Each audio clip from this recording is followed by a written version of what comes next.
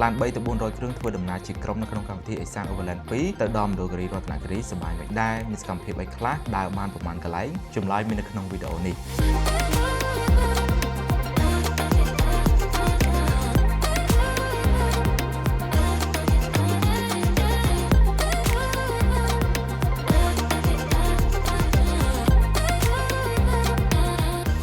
អូខេបងប្អូនអញ្ចឹងនៅខាងក្រោយកំពុងតែរៀបក្បួនហើយឮថាមានរហូតដល់2ទៅ300ឡានហើយមានឡានគ្រប់ប្រភេទតែម្ដងទាំង modify ទាំងឡានថ្មីគ្រប់ brand ចូលរួមបានទាំងអស់គ្នាហើយគោលបំណងនៅក្នុងដំណើរកម្សាន្តនេះដែរគឺដើម្បីផ្សព្វផ្សាយតំបន់ទេសចរដូចជានៅខាងឥសានរតនគិរីហើយនិងមណ្ឌលគិរីជាដើមអញ្ចឹងដំបូងគឺយើងជុំគ្នានៅ Star Model តេជោហើយធ្វើដំណើរបន្តទៅមុខរហូតបងខ្លះក៏ចុះញ៉ាំអាហារពេលព្រឹកហើយអ្នកខ្លះទៀតក៏បានដាក់នំប៉័ងឬក៏អាហារសម្រន់តាមខ្លួនយើងធ្វើដំណើរបន្តរហូតទៅដល់ខេត្តកាចេះវិមាន2ធ្នូបានយើងចាប់ផ្ដើមរៀបក្បួនសារជាថ្មីហើយក៏ជាកន្លែងញ៉ាំអាហារពេលថ្ងៃដែរហើយបន្ទាប់ពីបើកឡានរាប់ម៉ោងអង្គុយឡើងចង់ស្ពឹកខ្លួនទីបំផុតយើងក៏បានទៅដល់ខេត្តមណ្ឌលគិរីទីតាំងទេសចរដំបូងគេដែលយើងទៅដល់ហ្នឹងគឺវាលស្មៅអូរាំងដែលយើងបត់ពីផ្លូវកស៊ូចូលទៅផ្លូវ off road ដីក្រហមនៅក្នុងខេត្តនេះខេត្តមណ្ឌលគិរីដូចជាគេហៅថាវាលស្មៅមាសដល់ពេលដែលយើងទៅដល់ស្មៅអត់បៃតងទេក៏ប៉ុន្តែពណ៌លឿងយ៉ាងណាមិញគឺនៅតែរក្សាសម្រស់ស្អាតហុំព័ទ្ធទៅដោយវាលភ្នំដំណាក់ហើយនឹងដើមឈើបៃតងខ្ចីពេលដែលយើងទៅដល់វាលស្មៅអូរាំងហ្នឹងក៏នាំគ្នាចុះថតរូបក៏ដូចជាស្រូបយកខ្យល់អាកាសបរិសុទ្ធព្រោះថានៅមណ្ឌលគិរីហ្នឹងគាត់ឲ្យយើងចូលទៅដល់ត្រជាក់ខ្លាំងមែនតើបងប្អូនទាំងគ្នាហើយខ្យល់ក៏ខ្លាំងដែរអញ្ចឹងទៅគឺយើងមានអារម្មណ៍ថាធូរខ្លួនក៏ដូចជាស្រស់ស្រាយនិយាយទៅ recommend ខ្លាំងមែនតើសម្រាប់បងដែលចង់កាត់ stress chill ក៏ដូចជា clear បញ្ហាផ្សេងៗមកលេងខែនេះគឺត្រូវមាច់តែម្ដងហើយសម្រាប់ផ្លូវទៅវាស្មៅអូរាំងហ្នឹងបើសិនជាយើងជិះឡានទៀតក៏អត់មានបញ្ហាទេគ្រាន់តែយើងត្រូវអបប្រាំងរៀងច្រើនក៏ប៉ុន្តែដោយសារតែខ្ញុំជិះឡាន pick up អញ្ចឹងស្រួលខ្លាំងមែនតើក៏ដូចជាកំពុងតែចង់តេស្តសបកកង់ថ្មីពី Rovelo ដែលជា sponsor របស់ខ្ញុំនៅក្នុងវីដេអូនេះផងអញ្ចឹងទៅដល់កន្លែងហ្នឹងគឺខ្ញុំជន់លេងតិចតួចដែរ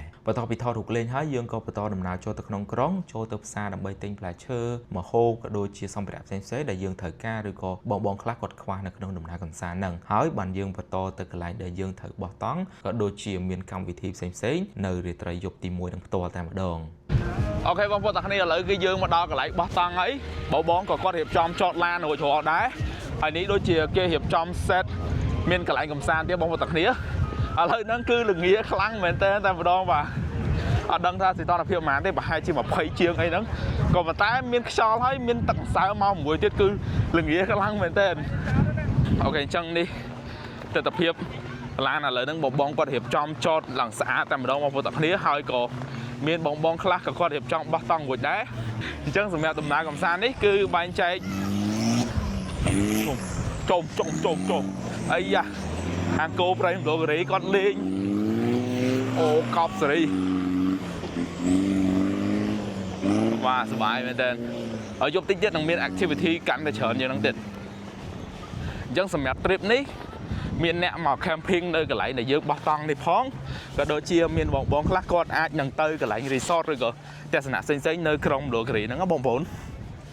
តែអ្វីដែលសំខាន់នៅពេលដែលយើងបានមកដល់ដើរលេងនៅនេះអញ្ចឹងគឺយើងនឹងធ្វើការចំណាយនៅក្នុងតំបន់ទេសចរនៅប្រទេសកម្ពុជារបស់យើងអញ្ចឹងគឺជួយច្រើនខ្លាំងមែនទែនទៅដល់បងប្អូនដែលធ្វើអាជីវកម្មនៅក្នុងខេត្តមណ្ឌលគិរីនេះ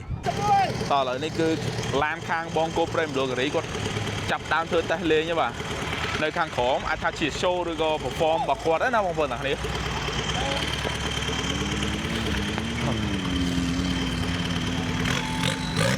អូខេទៅហើយ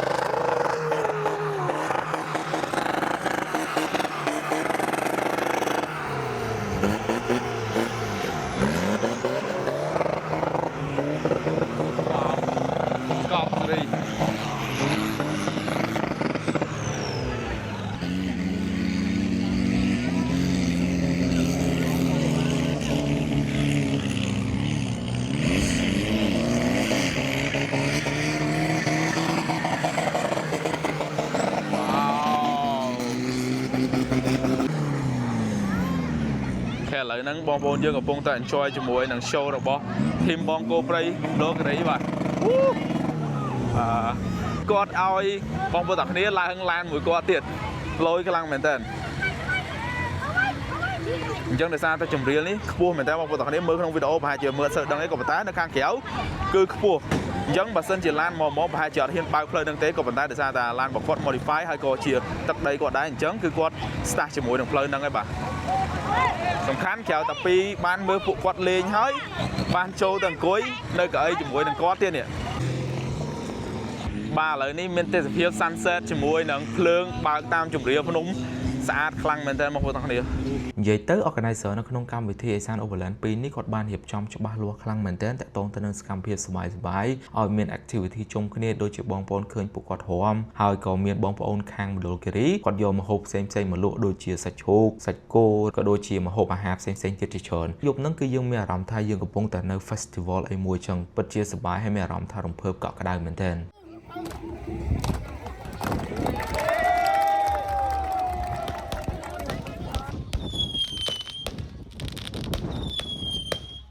អូខេបងប្អូនទាំងគ្នាឥឡូវយើងមកដល់12 Moto Park ហើយជាពេលវេលាដ៏ពិសេសមួយព្រោះយើងបានតេស្តជាមួយនឹង performance របស់ Jeep Wrangler ហើយនិង Ram 1500 Rebel ថ្ងៃនេះគឺយើងបានតេស្តផ្លូវ extreme តែម្ដងបាទគាត់ជន់ទៅមកហឹងហើយអត់មានថ្នមជើងអីទៀតទេព្រោះតេស្ត free ពេល special ខ្លាំងមែនតើយើងនឹងធ្វើការឡើងឡានជាមួយនឹងបងសាំឌីតោះយើងទៅតេស្ត performance មួយគាត់ទាំងអស់គ្នាជន់lênអត់ទេ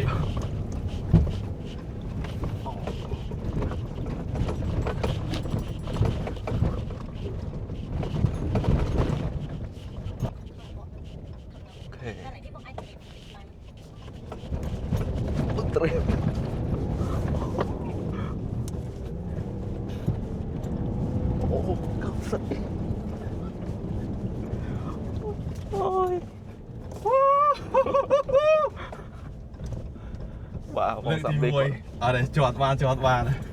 អូគាត់សប្បាយចិត្តខ្លាំងមែនទេអូបេះដូងលូតដាក់อะไรกันมาได้นะพี่สากต่อจากสากมันดังทางรถเชียร์เป็นอย่างไม่ใช่ไอ้ใส่สองตบมวยhai tớiสำคัญกรมสลับยมพูดพอหรือไอ้แต่สากในหนึ่งโซ่รวมของไอ้ใช่ไหมนะมันดังทาง performance บอกเวียจะได้เป็นอย่างไรว่าเป็นไรเนี่ยท่าจะชมเจ้าสำคัญล้านวิลล์ให้bảnท้ายสำคัญเอาเนี่ยแต่ก็แต่นั้นก็โยก็จะรับ experience สากระวงจมูกคนไอ้ทางที่năng bàn thà lan vì bị sảyอย่างnào chẳngนะmà thay nhau mấyคือmà em chỉ ngang សំខាន់ឥឡូវយើងកំពុងតែតេស្តនៅ12 Moto Park ទីលាន off road អញ្ចឹងគឺយើងដឹងពីសមត្ថភាព extreme ខ្លាំងមែនតើចុះទៅវិញហើយអូខេឥឡូវអត់អន់ទេនិយាយទៅបងប្អូនដែលបានមកតេស្តនៅក្នុងកម្មវិធី Asan Overland 2នេះគឺគាត់សំណាងខ្លាំងមែនតើព្រោះយើងមិនងាយមានផ្លូវពិបាកក្នុងការតេស្ត performance ឡានអញ្ចឹងទេនិយាយទៅផ្លូវមកនេះគឺយើងបានតេស្តទាំងអស់ទាំងហុកទាំងប្រឡប់ទាំងថ្មទាំងអើបងសាំឌីគាត់អត់តម្លាក់ជើងទេបាទដល់កន្លែងត្រូវត្រេយកហ្មងអូខេឥឡូវយើងដល់កន្លែងយើងមួយហើយអូខេឥឡូវគឺខ្ញុំអត់ជន់ប្រាំងទេគឺទៅមែនតើអីសំខាន់គឺខ្ញុំទុកចង្កូតនៅនោះអ្វីសំខាន់គឺទុកចង្កូតនៅនោះ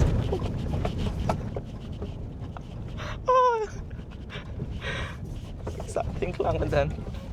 យ៉ាគាត់ត្រីមកជុំទៀតហើយបងប្អូនទាំងគ្នាអូវ៉ាអូ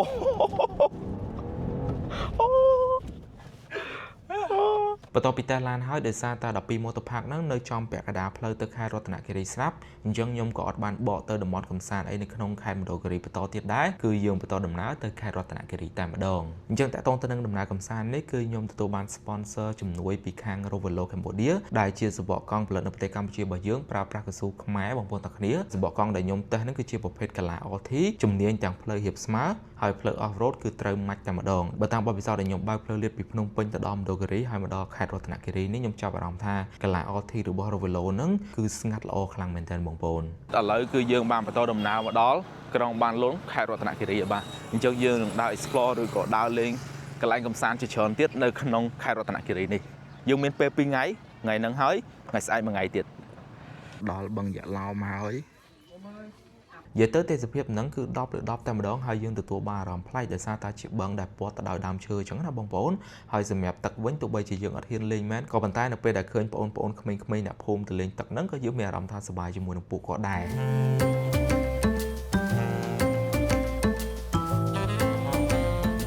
អ យើងបន្ទាប់ទៀតគឺយើងទៅកន្លែង camping ដែលក្រុមការងារ Isan Overland គាត់បានរៀបចំឲ្យសម្រាប់យប់ទី2នេះដូចជានៅតំបន់មួយដែលគេហៅថាបឹងផ្ដាំស្នេហ៍អញ្ចឹងនៅពេលដែលបងគាត់ទៅជុំគ្នាហើយចតឡានដូចបងប្អូនឃើញអញ្ចឹងទេសភាពបឹងជាមួយនឹងរថយន្តទាំងអស់ហ្នឹងគឺយើងមើលទៅអង់គ្លេសគេហៅថា lively ឬក៏រស់រវើកតែម្ដងដូចខ្ញុំប្រើពាក្យដដែលអញ្ចឹងមានអារម្មណ៍ថាកក់ក្ដៅខ្លាំងមែនទែនឥឡូវនេះគឺយើងបានមកដល់កន្លែង camping សម្រាប់យប់ទី2នៅរតនគិរីហើយខាងក្រោយគឺជាបឹងហើយឥឡូវនេះបងក៏គាត់បានមកដល់ទាំងអស់គ្នាដែរយើងកំពុងតែរៀបចំកម្មវិធីសម្រាប់យប់ហ្នឹង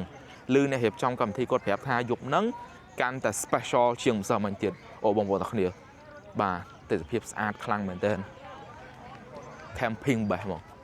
បាទជាមួយនឹង Prado នេះវ៉ាវ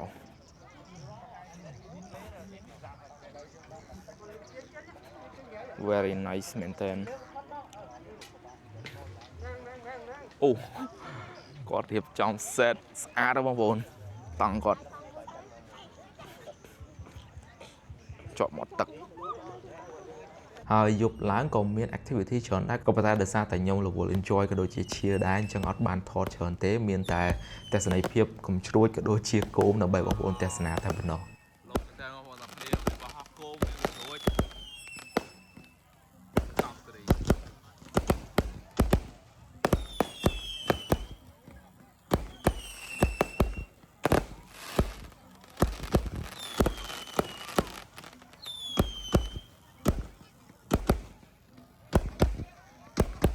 អូខេបងប្អូនអរគ្នាអញ្ចឹងថ្ងៃទី3គឺជាថ្ងៃចុងក្រោយខ្ញុំកំពុងតែនៅ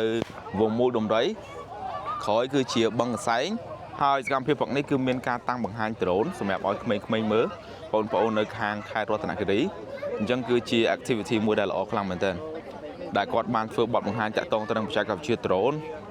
គាត់បានបង្កើតឡើងខ្ញុំអត់ដឹងថាគាត់មកពីខាងណាដែរទេក៏ប៉ុន្តែឥឡូវហ្នឹង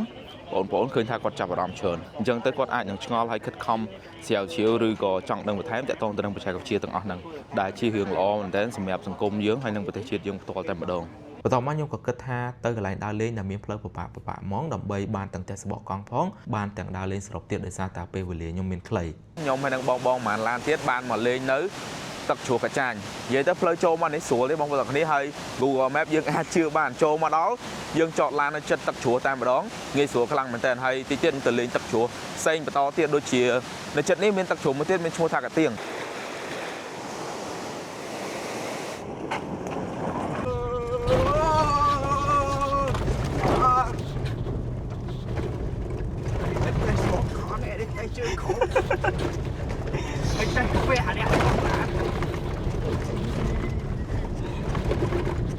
ឥឡូវគឺយើងសម្រាប់ថាបន្តដំណើរទៅទឹកជ្រោះកាទៀងក៏ប៉ុន្តែនៅតាមផ្លូវយើងក៏ឃើញទឹកជ្រោះនេះស្អាតមែនទែនក៏រកកន្លែងដើម្បីញ៉ាំបាយឥឡូវហ្មងបាទហើយបានយើងបន្តដំណើរទៅមុខទៀតបានមកដល់ទឹកជ្រោះកាទៀងហើយបងប្អូនអញ្ចឹងនេះកាន់តែ fresh ជាងទឹកធ្លាក់កាចាញមិញទៀតនេះទឹកជ្រោះធ្លាក់ទៅឡើងចេញដូចផ្សែងស្អាតមែនទែនវ៉ាវ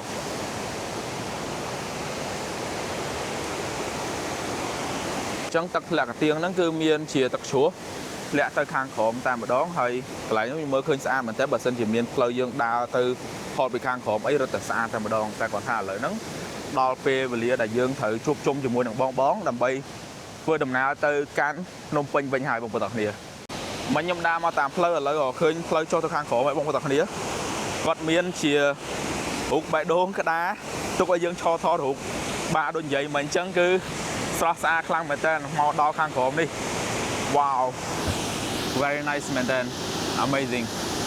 កប់ស្រីនិយាយទៅគួរឲ្យសោកស្ដាយខ្លាំងមែនតើយើងមកដល់កន្លែងស្អាតហើយតែអត់មានពេលនៅ enjoy យូរដោយសារតែឥឡូវម៉ោង 1 ជាងហើយគឺត្រូវរៀបក្បួនដើម្បីធ្វើដំណើរទៅភ្នំពេញវិញហើយព្រោះថានេះគឺជាថ្ងៃចុងក្រោយដែលយើងនៅខាងប៉ែកឥសានដែលជាខេត្តរតនគិរីហើយបងប្អូនទាំងគ្នាអញ្ចឹងយើងក៏បកទៅវងមូលដំរីដើម្បីរៀបក្បួនធ្វើដំណើរទៅភ្នំពេញវិញឆ្លៀតពេលនឹងដែរខ្ញុំក៏ចង់ shout out ទៅកាន់ Rovelo Cambodia ដែលបាន sponsor នៅក្នុងវីដេអូនេះហើយក៏ចង់ចែករំលែកបទពិសោធន៍នៅពេលដែលខ្ញុំតេស្តផ្លូវ off road ទីមួយគឺតាក់ទងទៅនឹងពេលដែលខ្ញុំតេស្តនៅកន្លែង12 Motor Park ជាមួយនឹងផ្លូវគ្រោះឃើញថាសបកកង់នេះគឺវាខ្ទាតគ្រោះលឿនបានល្អមែនតើបងប្អូនទោះបីជាយើងបិទ traction control ហើយប្រើប្រាស់ពងមួយកង់ត្រូវទួងខ្លាំងក៏ដោយក៏ប៉ុន្តែសបកកង់នេះគឺវាធ្វើការបានល្អឆាប់ច្បាមជាមួយនឹងផ្លូវឡានរបស់យើងអត់ទួងយូរទេ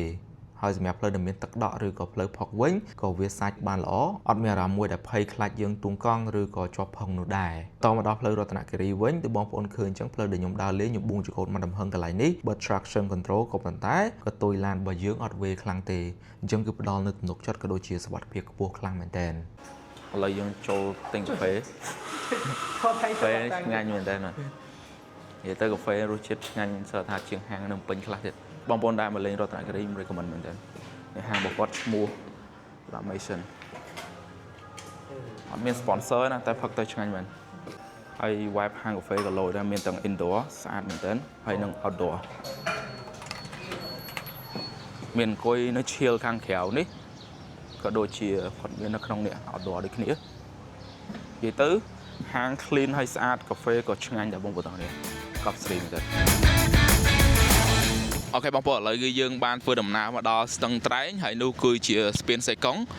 ក៏ប៉ុន្តែឥឡូវនឹងចាប់ផ្ដើមវិលកង់បន្តទៀតហើយបាទសម្រាប់បានផ្លែទៀតទេដើម្បីឲ្យឆាប់ដល់ភ្នំពេញ Hello បងទេសភាពនេះក៏ស្រស់ស្អាតដែរបងប្អូនទាំងនេះសบายទេពូអើយសบายសង្ឃឹមថាឥសាន Overland លើកក្រោយនឹងមានខេត្តស្ទឹងត្រែងដែរបាទដើម្បីឲ្យមានបទពិសោធន៍កាន់តែប្លែកនៅក្នុងដំណើរកម្សាន្តចឹងបេសកកម្មរបស់យើងជោគជ័យហើយជាមួយនឹងកម្មវិធីឥសាន Overland 2ដំណើរកម្សាន្តទៅខាងបែកឥសានមណ្ឌលគិរីក៏ដូចជារតនគិរីហើយយើងក៏បានធ្វើការតេស្តសបកកង់ Revelo ដែលជាសបកកង់ផលិតនៅប្រទេសកម្ពុជារបស់យើងប្រើប្រាស់កស៊ូខ្មែរយើងផ្ទាល់តែម្ដងហើយដូចបងប្អូនឃើញជើងក្រោមអញ្ចឹងបាទកកសិតតែផុកតែម្ដងដោយសារតែសបកកង់នេះគឺយើងតេស្តឲ្យលះតែសាហាវខូខើខ្លាំងមែនតើដូចបងប្អូនឃើញក្នុងវីដេអូអញ្ចឹងយើងមិនត្រឹមតែទៅទីរួមខេត្តទេគឺយើងទៅកន្លែងតំបន់កំសាន្តជាច្រើននិយាយទៅខ្ញុំបាននិយាយជាមួយនឹងខាង Revelo ហើយថាសបកកង់នេះគឺខ្ញុំជន់កំតិចតែម្ដងដូចបងប្អូនឃើញក្នុងវីដេអូអញ្ចឹងមានទាំងការត្រេះការទួងកង់ជន់នៅផ្លូវគ្រោះផ្លូវផុកផ្លូវដីផ្លូវកស៊ូយើងរត់លឿនលឿនដើម្បីតែសលេងហើយនេះគឺជា condition ជាក់ស្ដែងដូចបងប្អូនបានឃើញអញ្ចឹងគ្រាន់តែមានការរបកតិចតួចទេដោយសារតែ Hilux គឺជាប្រភេទប៉ុងខាងក្រោយហើយអីដែលខ្ញុំចាប់អារម្មណ៍គឺសបកកង់នេះអត់មានកន្លែងអាយ៉ាហើយក៏អត់មានកន្លែងផ្ទុះអញ្ចឹងដំណើរកម្សាន្ត 1200 គីឡូជាមួយនឹងការតេស្តដ៏សាហាវខូខើនេះអត់មានផ្លាស់ប្ដូរសបកកង់សូម្បីតែមួយគ្រាប់ជារឿងមួយដែលអស្ចារ្យខ្លាំងមែនទែនសម្រាប់បងប្អូនដែលកំពុងតែរកសបកកង់កាឡា RT ហើយត្រូវការសបកកង់ដែលផលិតនៅប្រទេសកម្ពុជារបស់យើងផលិតដោយកស៊ូខ្មែរបងប្អូនអាចទំនាក់ទំនងទៅកាន់ Revelo Cambodia បានហើយក៏ចង់អរគុណទៅកាន់ Revelo Cambodia ដែលបានធ្វើការ sponsor ឲ្យខ្ញុំនៅក្នុងដំណើរកម្សាន្តកម្មវិធីឥសាន Overland 2នេះ